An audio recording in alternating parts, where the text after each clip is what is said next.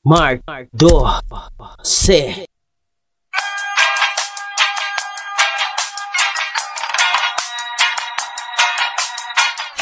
Nalulong ako sa aking bisyo. Una ay pagtikim sa sigarilyo, hanggang sa dumaan at ito'y nadagdagan. Samot-sari na bawal na gamot akin natikman. Pinagsisihan ang mga araw na sa akin nagdaan. Buhat ng aking maranasan ng sakit na napasan, na hindi mapalagay sa isang besto. Pinagsisihan ng lahat sa harap ni Kristo, at nasabi kong iiwan ko na po ang aking bisyo. Bawal na gamot, akin isang sakripisyo. Kahit hindi ganun kadali ang mga bagay na ito, gagawin ko to para tuluyan akong magbago. At masasamang gawin na sa akin ay maglaho at luminaw ang buhay ko na dati sobrang labo. Pangarap ay abutin, yan dapat kong tanawin. Sa pag-awit kong ito sana ako'y tingalain, at tularan ng iba na sa bisyo. Nalulong, itigil mo na yan pare, baka ikay makulong buhay natin. Mahalaga ito'y bigay ng nilalang, huwag pa ikutin sa bisyo. Baka ikaw ay manghilayang lang. Isip mo'y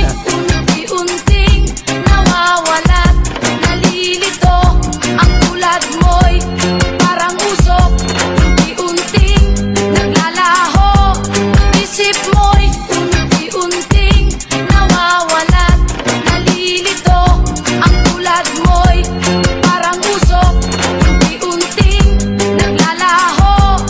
Isip mo'y nagkabisyo ako nang dahil sa aking barkada at mga katropa na laging kasama sa kalsada. Inalok nila ako one time, ang pangit malalasa. Sinabi nila sa akin, ganyan talaga pag una. Dahil ko pa ang uminom ng ilang boteng serbesa, at ang aking paningin ang mga pangit ay prinsesa. Kumakanta sa kalsada, piling ko ay araneta. Ibang klase ang tama, parang lumulutang sa ipangulit. Lahat ng mga to ay wag yung tularan, ito'y maling daanan na akin lamang nalakaran. Nagising sa katotohanan na mali ang daanan, hanggang ako ay nagbago, nagsisi sa kasalanan. Na mali ang ginawa ko at mga nasamahan, sana'y wag yung tularan ng bisyo na akin naiwasan. Dahil ito'y masama lalo sa ating kalusugan. Ito ang awitin ko na babala sa kabataan. isip mo'y unti-unting nawawalat, nalilito. Ang tulad mo'y parang usok, unti-unting naglalaho. Isip mo'y unti-unting nawawalat, nalilito. Ang tulad mo'y parang usok, unti-unting naglalaho.